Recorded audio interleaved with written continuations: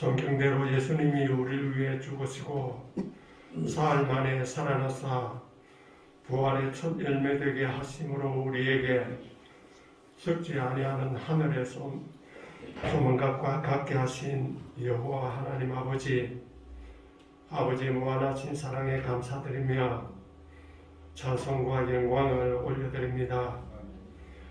생명의 기쁨이 충만한 오늘 봄날 아침에 허락하신 부활절을 기념하며 저희들 하나님께 예배하기를 원합니다. 신령과 진정으로 예배할 때에 하나님 홀로 영광 받아 주옵소서. 이 세상이나 세상에 있는 것들을 사랑하지 말라 교훈하셨지만 여전히 저희들 세상의 기준 따라 자신의 소중한 것 버리지 못한 저희들을 불쌍히 여겨 주옵소서. 이제는 부활하신 예수님의 공로로 거룩한 곳 주님 안에서 신발을 벗게 하시고 주님 안에서 날마다 하나님을 경험하는 저희 지체들 다 되게 하옵소서. 또 주님 안에서 거룩한 일 할 때에 저희들 하나 되게 하옵시고 서로가 서로에게 축복하게 하옵소서. 하나님 아버지, 잠시 후 저희들 주님 앞에 감히 성참 받기를 원합니다. 여호와의 인자와 긍휼이 무궁하심으로 우리가 진멸되지 아니하리라는 이 말씀 붙잡고 나아갈 때에 저희들 성참 받기에 부족함이 없게 하옵소서. 하나님을 두려워하는 가운데서 거룩함을 온전히 이루어 육과 영의 온갖 더러운 것에서 자신을 깨끗게 하는 우리 성도들 다 되게 하옵소서. 전능하신 하나님 아버지, 전쟁이나 재해나 빈곤으로 한란 가운데 있는 민족들을 기억하여 주시기를 원합니다. 하나님, 저들을 불쌍히 여기시고 섭리 가운데 간섭하여 주옵소서. 특별히 우크라이나 전쟁으로 온 세상이 불안한 가운데 있습니다. 그곳에서 하나님의 살아계심이 드러나도록 역사하여 주옵소서. 자비하신 하나님 아버지, 저희들 말씀을 사모합니다. 하나님의 말씀 듣기를 원합니다. 말씀 전하실 목사님에게 지혜와 권능을 10배 100배나 더하여 주옵소서. 그래서 그 말씀이 선포될 때에 우리가 하나님의 영광을 보게 하시고 그 안에 있는 충만한 은혜와 진리를 깨달아 알게 하옵소서. 예배 가운데 우리가 누릴 은혜를 열방 중의 선교사들과 불쌍한 이웃에게 함께하기를 원합니다. 하나님 아버지, 또 학습받는 지체들 있습니다.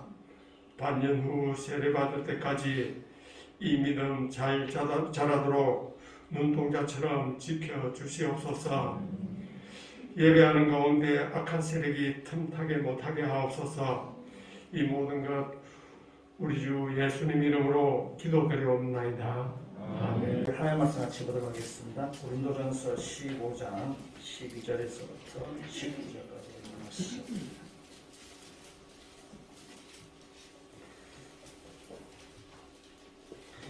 고린도 15장 12절 말씀부터 제가 읽고 19절 말씀은 다 같이 읽도록 하겠습니다.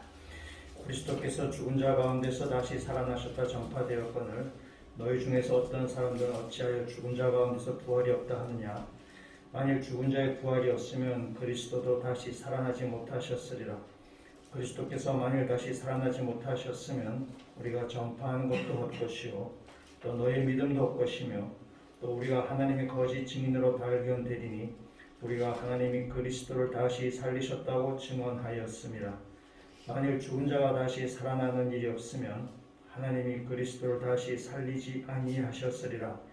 만일 죽은 자가 다시 살아나는 일이 없으면 그리스도도 다시 살아나신 일이 없었을 터이요 그리스도께서 다시 살아나신 일이 없으면 너희의 믿음도 헛되고 너희가 여전히 죄 가운데 있을 것이요 또한 그리스도 안에서 잠자는 자도 망하였으리니 만일 그리스도 안에서 우리가 당하는 것이 다만 이 세상의 삶뿐이면 모든 사람 가운데 우리가 더욱 불쌍한 자이리라. 아멘. 어떤 신실하고 믿음이 좋으신 목사님 한 분 계셨습니다. 그리고 그 목사님을 또 자꾸 괴롭히는 집사님 한 분 계셨습니다. 이 목사님이 아무리 믿음이 좋다 그래도 그 집사님 때문에 좀 마음이 많이 불편을 했었습니다. 근데 어느 날 그 집사님이 이제 죽었습니다. 목사님께서 집사님이 돌아가셨다고 광고를 하고 속으로 굉장히 기뻐했습니다. 아, 됐다. 찬양대도 찬양을 했습니다. 이보다 더 기쁨 없네로 찬양했어요. 아마 교인들도 그분 때문에 되게 힘들었나 봅니다. 이제 목사님께서 이제 장례 예배를 이렇게 드리려고 이제 빈소에 갔습니다. 예배를 드리는데 관뚜껑이 열리고 집사님 다시 살아나신 것입니다. 목사님 엄청 실망을 좀 많이 하셨어요. 근데 이 다시 살아신 집사님이 그냥 새 사람이 되어서 이렇게 다시 이제 돌아온 것입니다. 아마 천국에 가서 예수님께서 야, 너 교회 목사님께 잘하고 그 성도들에게 잘해라. 아마 뭐 그렇게 이제 얘기를 했다라고 하는 것입니다. 그래서 이 집사님은 아주 새 사람이 되어서 이렇게 돌아오셨어요. 그 목사님이 나중에 집사님께 물어봤다는 거죠. 천국이 있긴 있습니까? 라고 물어보다는 거죠. 유머인데 목사님이지만은 천국과 부활을 믿지 못한다. 뭐 이런 아주 우습게 소리 얘기를 하는 거죠. 죽은 사람이 다시 살아난다는 것이 참 믿기가 상당히 좀 어렵습니다. 그죠? 우리가 그런 일을 본 적이 없기 때문에 이것을 믿는다는 것은 사실 어렵습니다. 여러분은 부활을 믿으시나요? 예, 우리 부활을 믿습니다. 그럼 이 시간에 옆 사람 같이 믿으면 좋겠습니다. 예수님께서 부활하셨습니다. 예, 예수님 부활하셨습니다. 예수님 부활하셨다는 사실은 나중에 우리도 부활한다는 사실입니다. 그래서 예수 부활을 믿는다는 것은 나도 나중에 부활한다는 사실을 믿는다는 것입니다. 우리가 설교를 마치고 이제 우리가 학습식을 하게 될 텐데요. 우리 학습을 두 분이 받으시는데 한 분은 오늘 한 분 참석하셨고 한 분은 주일날 좀 계속 오기가 굉장히 어려운 상황에 수요일마다 계속 오셔서 수요일마다 성경 공부를 계속 우리가 했었습니다. 근데 가만히 생각해 보니까 여러분 중에 주일날 오신 분 계시잖아요. 그건 별로 차이 없겠다. 일주일에 한 번 예배 드리는데 똑같은 거네. 이제 그런 생각을 해본 적이 있습니다. 한 두 분께서 하던 지난주 며칠 동안 성경 공부를 열심히 했습니다. 성경 공부 중에 물어봤습니다. 부활을 믿으시냐? 여기가 두 분 다 믿는다고 하셨고 그 중에 또 어떤 분이 기억이 안 나는데 어떤 분이 이렇게도 말씀하셨어요. 정확한 워딩은 제가 기억하지 못하지만은 부활을 믿느냐니까 부활이 있어야 되는 거 아니냐? 그러니까 부활이 결국 논리적으로 부활이 당연한 것이 아니냐? 뭐 그런 류의 이렇게 말씀하셨어요. 대단하시죠? 예, 학설 받으시면서도 부활이 논리적으로 예수님께서 부활하시면 맞다라고 이렇게 말씀하시더라고요. 우리가 실제적으로는 죽은 사람이 다시 살아난다는 사실을 믿기가 상당히 어렵습니다. 그렇지만 논리적으로는 가만 생각해보면 부활은 있을 수밖에 없습니다. 부활이 있어야만 이 성경의 모든 이야기가 다 맞아 돌아가게 됩니다. 그래서 논리로 따지면은 부활은 있을 수밖에 없는 것입니다. 실제적으로 잘 믿기 어렵지만은 논리적으로는 부활이 있어야만 되는 것입니다. 그래서 우리가 오늘 이 시간에 여러분이 부활을 논리적으로만 우리가 받을 뿐만이 아니라 또 실제적인 그러니까 우리의 나의 삶에 있어서도 부활의 능력을 체험하며 부활의 사람으로 살아가시는 그런 그리스도인으로 살아가시는 이 시간 되시면 좋겠고 또 그 부활의 신앙을 나의 신앙으로 받아들이셔서 있던 가운데 부활의 사람으로 살아가시는 그런 주의 백성을 되시기를 주의 이름으로 축원합니다. 우리 오늘 고린도전서 15장 말씀을 읽었는데 고린도전서 15장은 우리가 부활장이라고 이야기하는 내용이에요. 예, 부활에 대한 얘기가 쭉 나오고 있습니다. 자, 한 가지 간단한 질문, 어려운 질문입니다. 간단한 질문입니다. 이 바울이 지금 고린도전서를 썼는데 이 바울은 누구에게 이 편지를 쓴 건가요? 네, 고린도 교회의 성도들에게 쓴 편지입니다. 그러니까 이 고린도전서는 고린도라는 도시 안에 굉장히 음란한 도시입니다. 그래서 영어에 코린디스타이 뭐 이렇게 하면 이것이 음란하다 이런 뜻이 되는 단어입니다. 고린도가 음란한 도시인데 그 도시에서 믿음 생활을 하는 성도들에게 쓴 편지가 바로 고린도전서, 고린도후서입니다. 때문에 이 고린도전서는 대상이 불신자가 아니라 예수를 믿는 사람의 뜻입니다. 그게 성도들에게 보낸 편지입니다. 무슨 말인가?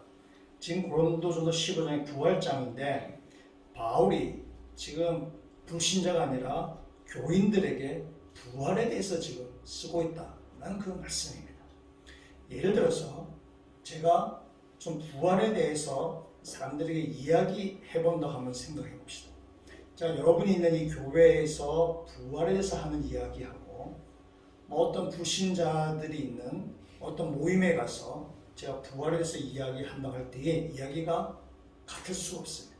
이야기가 달라질 수밖에 없는 것이고 달라야만 되는 것이죠. 왜냐하면 여러분은 부활을 믿는 사람입니다.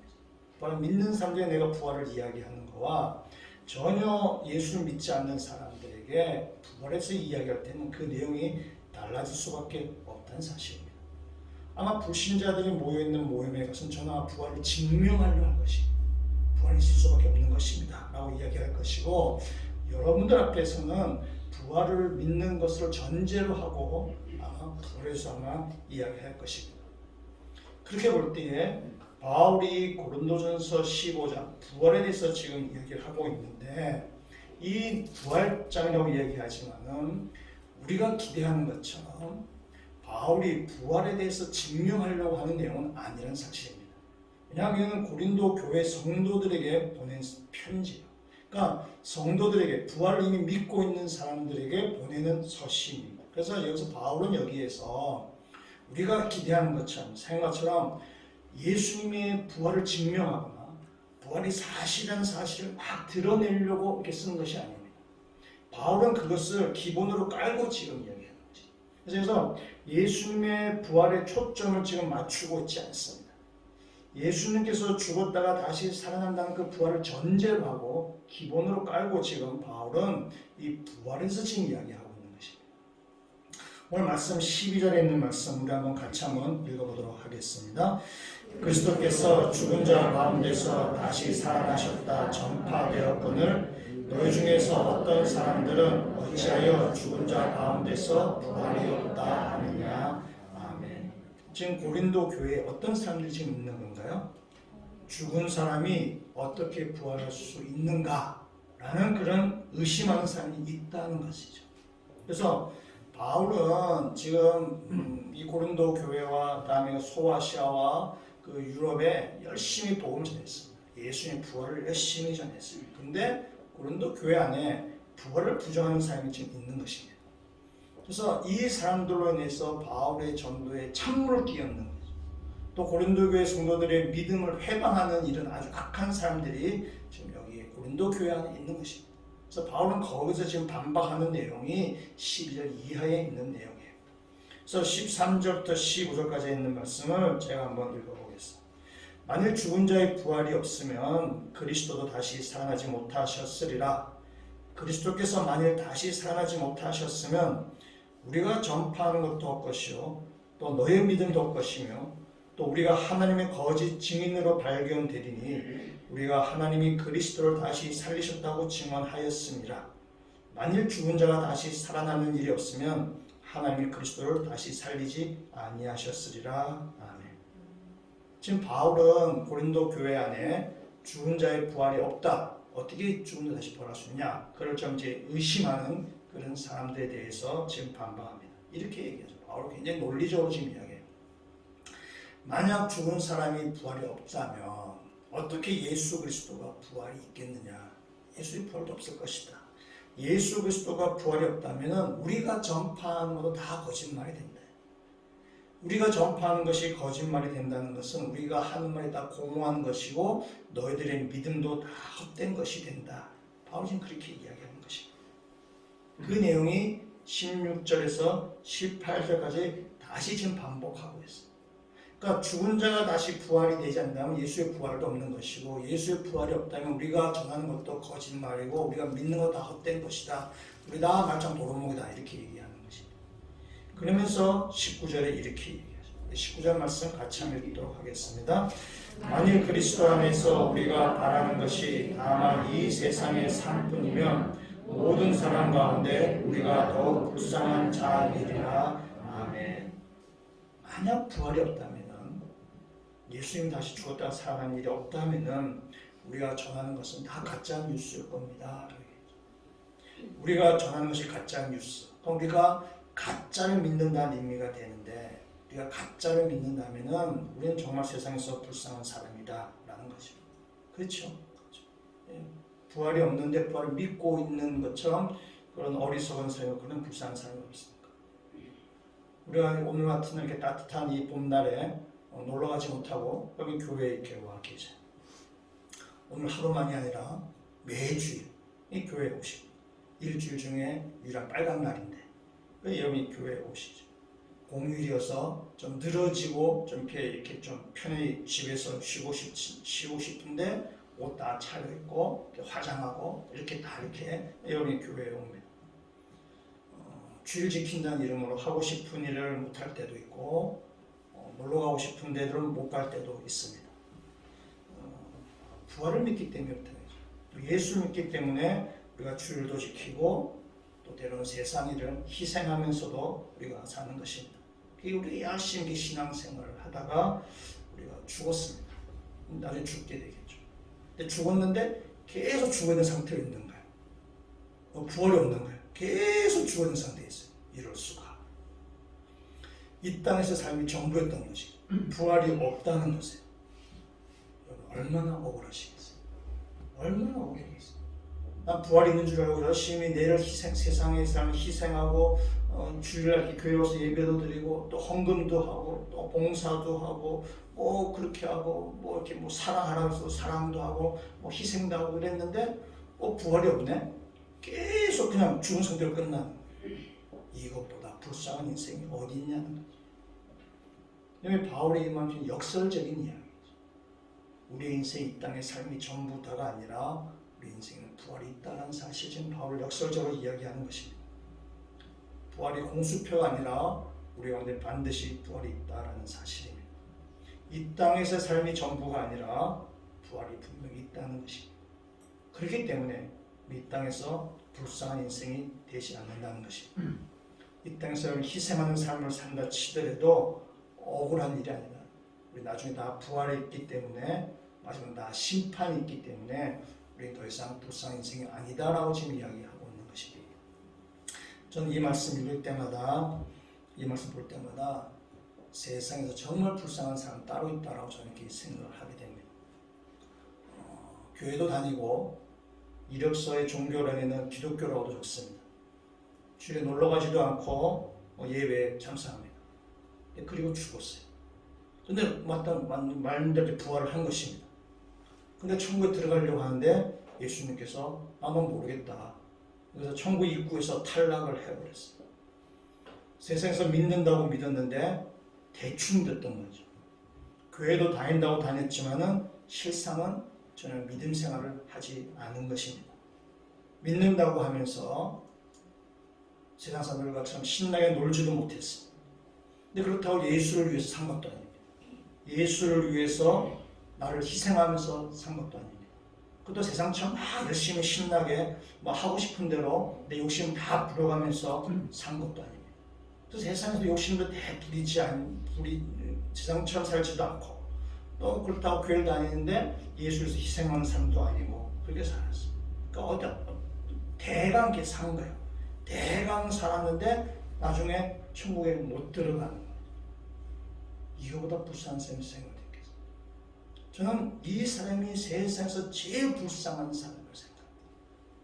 옆에서 이렇게 보면 좀 안타까운 생각입니다. 아니 저러면 안 되는데 이제 그냥 안타까운 생각이 들어요. 여러분 어중간하게 교회 생활하는 것만큼 정말 이 어리석은 사람이 없습니다. 여러분 신앙을 이 부활주의를 맞이해서 우리의 신앙이 좀 어중간하거나 또 분명한 믿음이 없이, 또 그렇다고 세상에서 흥청망청 사는 것도 아니고 믿는다고 하면서 세상처럼 살지도 못하고 또 믿음에 대해서 확실히 살지도 않는 그런 어중간한 신앙생활이라면은 여러분 거기서 돌아서야 돼요. 여러분 세상에 정말 불쌍한 사람들이 않으십니까? 나중에 우리가 다 죽어서 천국문 앞에 설 때 주님께서 모른다라는 그런 억울한 일을 당하지 않도록 이 땅에서 믿음 생활을 더 잘하시는 그런 좀 신실한 주님을 위해서 자신의 모든 삶을 드리는 그렇게 살아가셔서 여러분 인생이 불쌍하거나 인생이 억울한 인생이 되지 않으시기를 주님으로 축원합니다. 우리 그리스도는 부활을 신을 가지고 사는 사람이에요. 그냥 부활은 미래에 일어나는 사건이에요. 우리는 언젠가 다 죽습니다. 우주적인 종말이든 개인적인 종말이든 언젠가는 다 죽습니다. 근데 그것으로 죽는 것은 끝이 아니고 마지막에 부활이 있다라고 얘기합니다. 때문에 우리 그리스도인은 마지막 날 부활과 심판이 있음을 알고 그 부활에 대한 믿음, 부활에 대한 소망을 가지고 사는 사람입니다. 그래서 부활은 미래에 벌어질 일입니다. 그러나 부활 신앙은 이 땅에서 우리가 살아가는 신앙. 부활은 우리의 미래에 대한 이야기지만은 부활 신앙은 이 땅에서 우리가 살아가는 이야기입니다. 우리가 오늘 어떻게 살아갈 것인가의 얘기죠. 우리가 이 땅에서 부활을 소망하면서 이 땅 가운데 오늘 부활의 신앙으로 살아가는 것입니다. 그래서 부활 신앙은 현재 진행형인 사건이 되어야만 되는 것입니다. 오늘 본문의 말씀을 쭉 읽으셨을 때에 반복되는 단어가 있어요. 그것은 죽은 자라는 단어입니다. 13절에 있는 말씀을 한번 같이 한번 읽어보도록 하겠습니다. 만일 죽은 자의 부활이 없으면 그리스도도 다시 살아나지 못하셨으리라. 여러분 이 바울이 고린도 교회에 죽은 자의 부활이 없다라고 하는 삶에서 반박하는 글인데 13절 말씀 이렇게 보시면은 좀 어색하다는 느낌 받지 않으셨는지 모르겠어요. 내 본문 13절 다시 13절을 내가 이렇게 13절째 대표로 말씀드리는 것인데 여러분은 두 가지 부활을 이야기하죠. 죽은 자의 부활, 예수 그리스도의 부활을 이렇게 얘기합니다. 이 본문이 우리가 알고 있는 것으로 이야기한다면 우리가 알고 있는 어떤 신앙적인 어떤 지식을 얘기하면 이렇게 하는 것이 매끄러집니다. 만일 예수 그리스도의 부활이 없다면 죽은 자는 다시 살아나지 못할 것입니다. 이렇게 하는 것이 매끄럽습니다. 그렇죠? 예, 그렇죠. 왜냐하면 죽은 자의 부활이 있고 예수 그리스도의 부활이 있는데 예수 그리스도의 부활이 있어야만 죽은 자의 부활도 있다. 이렇게 얘기해야만 우리가 아주 매끄럽게 우리가 기본 알고 있는 신앙과 잘 이렇게 부합이 됩니다. 근데 본문 이 순서를 바꿔져 버린 거죠. 죽은 자의 부활이 없다면은 예수 그리스도의 부활도 없을 것입니다. 이렇게 되는 거죠. 순서를 싹 바꿔버린 거죠. 그러면은 묻습니다. 바울은 지금 예수 그리스도의 부활을 강조하고자 하는 건가요? 아니면 죽은 자의 부활을 강조하고자 하는 건가요? 네, 죽은 자의 부활을 거기에 초점을 지금 바울 거기에 두고 있는 것입니다.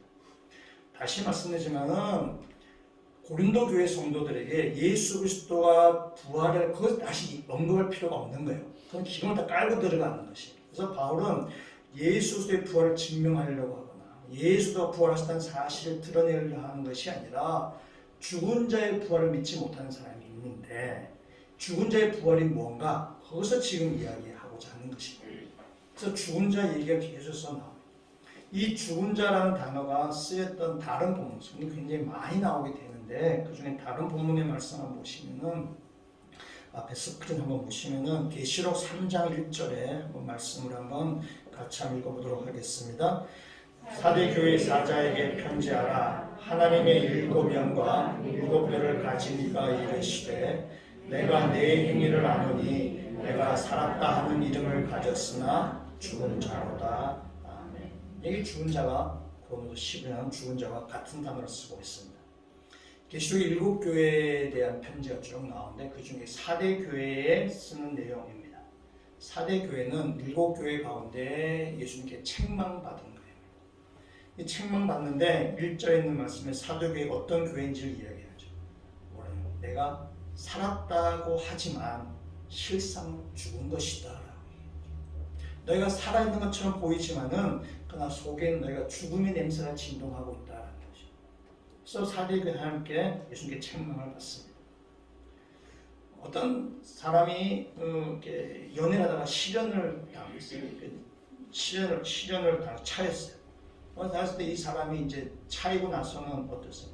식음을 전폐하고 정신 나간 척 몰골이 많이 아닙니다. 사람들이 너 왜 그래? 이렇게 하면 내가 산 게 아니야 이렇게 해야지. 신체적으로는 살아있어요. 생물학적으로는 살아있지만은 그 내면 지금 썩어 문드러가고 있는 거죠. 그래서 살아있지만 너희가 살아있다고 말하지만은 실상은 죽은 자로다 그 말이에요. 그래서 이 죽은 자라는 것이 우리의 생물학적인 죽음, 나의 어떤 신체적인 죽음을 이야기하는 것이라 내 내면적으로 죽어 있는 상태를 지금 이야기하는 것이 바로 사대 교회에 하시는 주님의 경고의 말씀. 내가 살았다와 내가 죽은 자로다 라고 이야기하는 것입니다. 누가복음 15장에 가면 탕자 비유가 나오는데요. 그 둘째 아들이 아버지 돈을 다 이렇게 미리 땡겨가지고 멀리 해외에 가서 오렌지족으로 삽니다. 돈을 다 쓰고 나서는 인생 밑바닥까지 내려가 버렸어요. 거기서 완전히 밑바닥을 체험하는데 그 아들이 멍청하지 않았어요. 아, 내가 아버지 다시 돌아가야 되겠다. 아버지 있을 때가 정말 좋았다.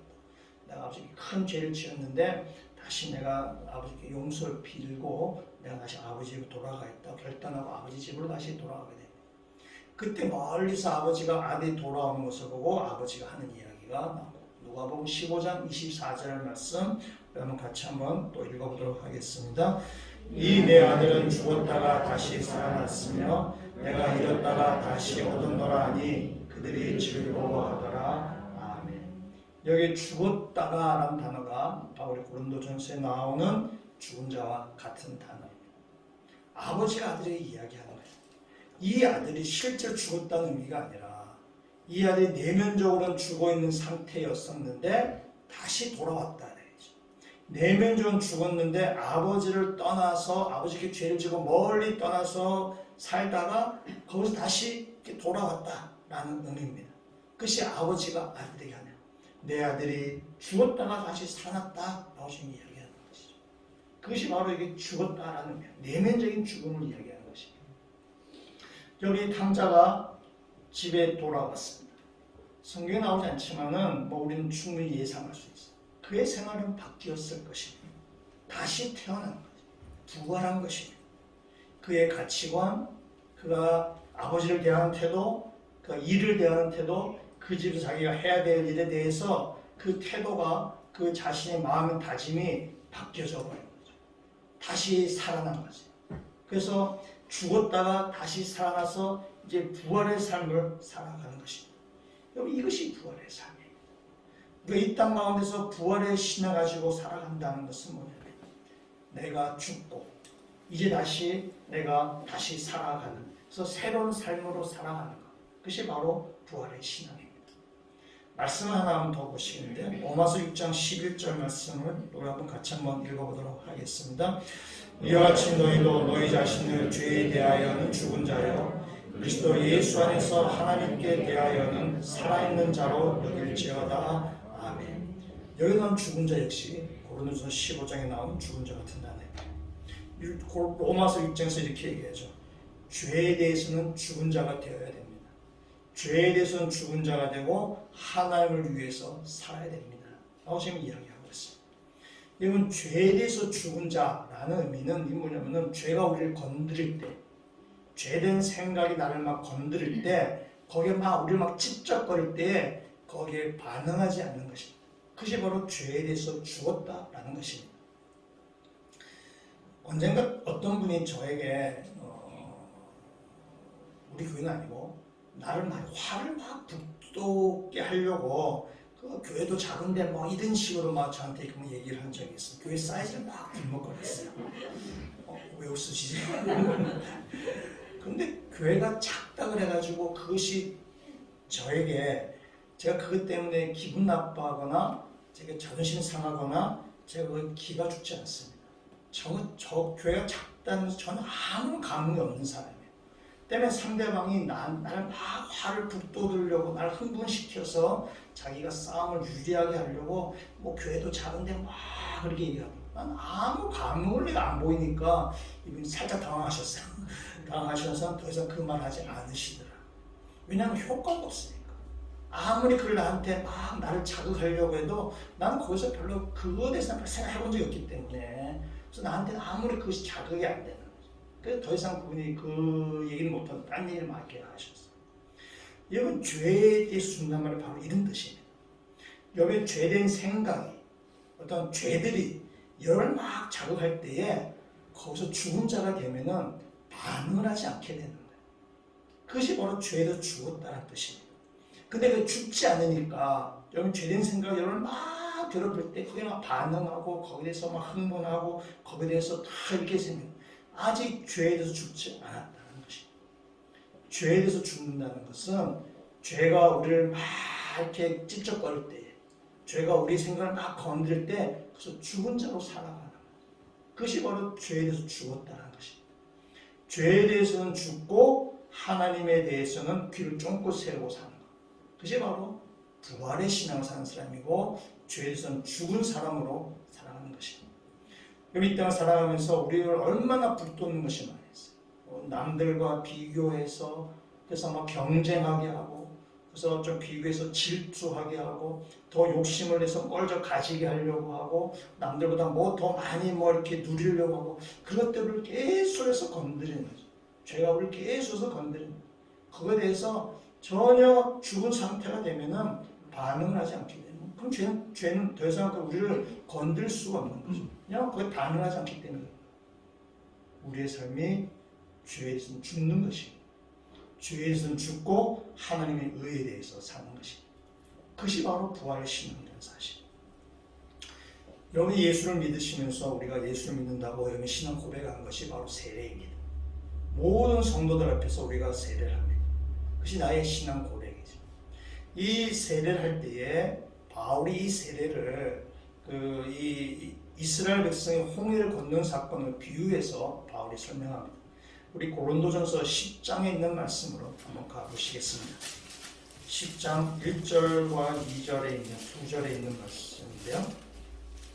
10장 1절과 2절 말씀 같이 한번 읽도록 하겠습니다. 형제들아, 나는 너희가 알지 못하기를 원하지 아니하노니 우리 조상들이 다 구름 아래에 있고 바다 가운데로 지나며 모세에게 속하여 다 구름과 바다에서 세례를 받고 아멘. 이스라엘 백성이 지금 애굽에서 종살을 하다가 모세의 인도함을 받고 홍해를 건너가게 됩니다.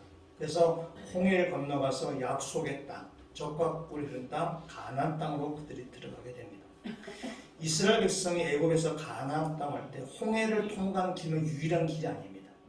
홍해를 건너가지 않고 육로로도 더 빠른 길이 있습니다. 얼마든지 가나안 땅으로 갈 수가 있습니다. 그런데 하나님께서는 굳이 이 홍해를 건너가는 참 이상한 방법을 택하셔서 이스라엘 백성 홍해를 건너게 하셔서 그 가나안 땅으로 들어가게 하십니다. 홍해를 건너는 사건 여기는 다 잘 아시죠. 그것은 하나님의 능력을 보여주는 사건이기도 하지만 오늘 고린도전서 10장에서는 바울은 그 사건을 세례에 지금 비유하고 있어요. 이스라엘 백성이 홍해를 건너간다는 것은 그 바다에 들어간다는 뜻입니다. 홍해는 바다에 들어가서 다시 바다를 나오는 거죠. 그러니까 바다에 들어간다는 의미는 물에 들어간다, 죽는다는 의미예요. 죽었다가 다시 살아나는 것. 그것이 바로 세례라고 얘기해요. 우리는 장로교라서 우리 장로교의 예식은 세례할 때에 물을 이렇게 찍어서 머리에 이렇게 살짝 바르는 우리는 예식을 하는 세례식을. 침례교는 좀 달라요. 침례교는 정말 이렇게 물에 확 잠겼다가 이렇게 사람을 이렇게 세워서 죽었다가 살아난다는 퍼포먼스를 제대로 보여줍니다. 침례교는. 그래서 전 장로교 목사지만은 참 의미가 있다라고 저는 이렇게 생각하게 되죠. 세례의 의미는 뭐냐? 옛사람은 죽고 이제 그리스도로 돼서 새 사람으로 내가 태어났습니다 라는 고백이 바로 세례입니다. 그 세례를 내가 모든 사람들 앞에서 고백하는 것이 바로 우리가 세례를 받는 사건입니다. 여러분 다 세례를 받았기 때문에 우리가 성찬에 참여할 것입니다. 성찬에 참여하면서 예수님의 그 떡과 포도주를 마시면서 이제 나는 죄에 대해서는 죽고 그리스도로 다시 사는 사람, 난 죄에 대해서는 죽고 이제 하나님을 위해서 사는 사람으로 다시 살겠다는 고백을 오늘 시간 다시 한번 우리가 다시 재점검하는 것이 바로 성찬입니다. 죄에 대해서 죽는다는 의미는 더 이상 세속적인 가치관으로 살지 않는다는 뜻입니다. 세속적인 가치관 살지 아니하고 예수 그리스도를 나의 주인으로 인정하고 그의 다스림을 받고 살겠다는 뜻입니다. 때문에 여러분이 우리가 부활을 믿는다라는 것은 뭔가 이렇게 마음의 유안을 얻는 것도 아닙니다. 우리가 뭔가 좀 교양 있는 것처럼 하는 것도 아닙니다. 우리 문화생활하는 한 부분도 아닙니다. 내가 좀 이렇게 아주 근사하게 신앙생활할 때 그런 의미도 아닙니다. 이건 부활을 믿는다는 것은 여러분의 눈이 뒤집혀지는 사건입니다. 여러분의 세계관이 뒤집혀지는 사건입니다. 여러분의 삶의 태도와 방향과 목적이 완전히 탈바꿈하는 사건입니다. 그것이 바로 부활신앙이에요. 옛사람은 죽고 죄된 사고방식은 내가 죽고 이제 예수 그리스도가 나의 주인이 되는 삶. 그래서 여러분의 가치관이 확 바뀌는 사건이 부활신앙이에요. 세속적인 가치관이 아니라 예수 그리스도를 나의 주인으로 인정하는 그 가치관. 그래서 살아가는 것이 부활 사건입니다. 여기 바울이 예수 그리스도를 믿고 나서 그의 세계관이 완전히 바뀌어져 버립니다. 우리 말씀 하나 보도록 하겠습니다. 빌립보서 3장 8절의 말씀 앞에 스크린에 있는데 혹시 빌립보서가 이렇게 되어 있으면 보시면 됩니다. 빌립보서 3장 8절 말씀 좀 같이 한번 읽도록 하겠습니다. 또한 모든 것을 해로 여김은 내 주 그리스도 예수를 아는 지식이 가장 고상하기 때문이라. 내가 그를 위하여 모든 것을 잃어버리고 배설물로 여김은 그리스도를 얻고. 아멘. 바울은 세상에서 가지고 있는 것을 뭐로 여기면 배설물로 여기겠다라고 말씀합니다. 이건 바울은 스펙이 상당히 좋은 사람입니다. 바울은 정말 그 스펙이 좋아서 그 스펙을 이용해서 세상에서 떵떵거리고 살 수 있어. 얼마든지 그렇게 살 수 있는 그런 스펙을 가지고 있는 사람입니다. 그런데 바울은 그 모든 스펙들을, 세상의 모든 것들을 쓰레기로 여기겠다, 오물로 여기겠다라고 지금 이야기하고 있는 것입니다. 이런 부활신앙은, 우리가 부활을 믿는다는 것은 단지 죽은 자가 다시 살아난다는 그 정도만이 아닙니다. 내가 마지막 날 내가 다시 산다는 그 정도만 끝나는 것이 아닙니다. 이 땅을 살면서 내가 지금 이렇게 숨을 쉬면서 느끼고 있는 내 어떤 이 목숨, 이 육신적인 목숨, 이 세상에서 살아가는 내 삶보다 더 훨씬 큰 세상이 있다는 사실을 믿는 것이 바로 부활이에요. 육신의 생명보다 이 더 놀라운 세계가, 더 큰 세상이 있음을 내가 믿는 것이 바로 부활신앙이에요. 그렇기 때문에 이 세상의 가치관대로 살지 아니하고 더 큰 하나님 나라의 가치관으로 살아가는 것입니다. 바울은 예수를 만나고 나서 그의 눈이 뒤집혀진 거예요. 더 큰 세상을 본 것입니다. 그 때문에 이 땅에 있는 모든 스펙들, 이 땅 세상에 있는 모든 것들을 바울은 오물로 여기겠다, 배설물로 여기겠다라고 얘기하는 것입니다. 이 세상에 있는 것보다 더 큰 영광을 바울은 본 것입니다. 이 세상의 자랑보다 더 큰 영광을 바울은 본 것입니다. 그렇기 때문에 바울이 얘기하죠. 만약 부활이 없다면 우리는 세상에서 제일 불쌍한 사람이다라고 바울은 역설적으로 말하는 것입니다. 부활이 분명히 있기 때문에 우리는 세상에서 제일 불쌍한 사람이 아니고 우리는 부활의 영광을 만나는 사람이다. 부활의 그 영광 가운데 거하는 사람이다. 이 땅에서 부활의 분명한 소망을 가지고 이 땅을 살아가라. 라고 바울이 지금 우리에게 권면하고 있는 것입니다. 이 부활주를 우리가 맞이하면서 부활의 믿음을 가지셔야 되죠. 우리 마지막 날 다 죽음을 맞이하는데 우린 다 부활하고 우리 믿는 그 믿음을 가지셔야 돼요. 또한 동시에 그 부활을 믿기 때문에 이 땅에서 우리가 부활의 신앙을 가지고 사는 것입니다. 옛사람은 죽고 죄에 대해서는 죽고 세속적인 가치관은 다 죽어버리고 그래서 내 생각이 바뀌고 가치관이 바뀌고 세계관이 바뀌어서 이 땅 가운데 부활의 신앙을 가지고 사는 사람이에요. 죄에 대해서는 죽고 그리스도로 사는 사람이에요. 세상의 욕망은 다 죽어버리고 하나님의 다스림 가운데 하나님의 하나님 우리 왕 되시고 그의 하나님의 우리 다스림 가운데 내 삶을 맡기는 사람. 그것이 바로 부활의 신앙으로 살아가는 사람입니다. 그 부활의 신앙이 마지막 날 그 영원한 생명으로 이어지게 될 것입니다. 그 사실을 믿고 오늘 이 땅을 부활의 능력으로 부활의 믿음으로 살아가신 모든 주의 백성들 되시기를 주의 이름으로 축원합니다.